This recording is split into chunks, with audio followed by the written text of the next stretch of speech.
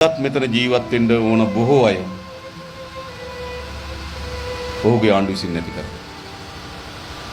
චන්දිමාල් කියන්නේ ඉතාමත් දක්ෂ ජනප්‍රිය සිසුවෙක්. පාසලේ ප්‍රධාන ශිෂ්‍ය නායකයෙක්. චන්දිමාල් සහෝගේ මල්ලි අම්මා සහ තාත්තා දෙදෙනාත් ඇතුළු 4 දෙනාම ඝාතනය කරනවා. මොනතරම් මුර්ගද කියනවනම් චන්දිමාල්ව පාසල ඉදිරිපිට ගෙනල්ලා ඝාතනය කරනවා. මේ ඉතිහාසය මොකටද බලන්නේ? අපිට ඉහළ පන්තියට වසන්ත ප්‍රේමසිරි. ඔව් අනුරාධපුර සාමාන්‍ය පෙළ දක්වා ගාමිණී මහාවිද්‍යාලය ඉගෙනගෙන අනුරාධපුර සෙන්ට්‍රල් එකට ඉගෙන ගන්න ගියා.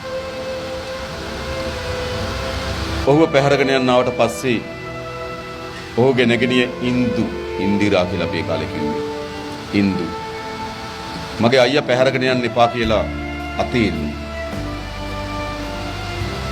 ඊට පස්සේ නංගිත් පැහැරගෙන ගිහිල්ලා මුසල් පිටියේ වැව් පිට්ටනිය නේද වද දීලා දූෂණය කරලා දෙදෙනාම ඝාතනය කරනවා.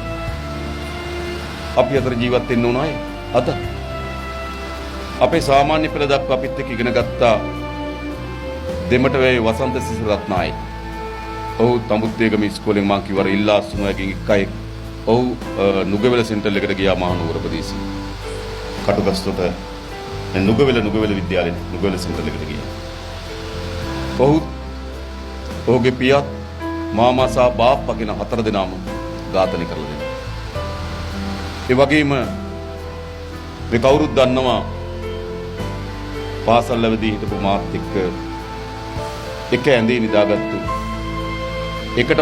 එකට මහාවිද්‍යාලය දක්වා පයින් ගියපු කවදාවත් දෙදෙනා අතර රණ්ඩුවක් නොවුණු මම ගණිත විෂය කරත් ඔහු විද්‍යා විෂය කරත් අපේ ගණිත විද්‍යාව කියලා පන්ති දෙකක් තිබුණේ එකම පන්තිය තුළ ඒත් එක ළඟ වාඩි වෙලා හිටපු මගේ අයියා නාගානන්ද දිසානායක ඝාතනය කරා. අපේ ගෙවල් වලට එහා පැත්තේ හිටපු තඹුත්තේගම මධ්‍ය මහා විද්‍යාලය ඉගෙන ගත්තු ප්‍රේමසිරි මගේ මිතුරා ඝාතනය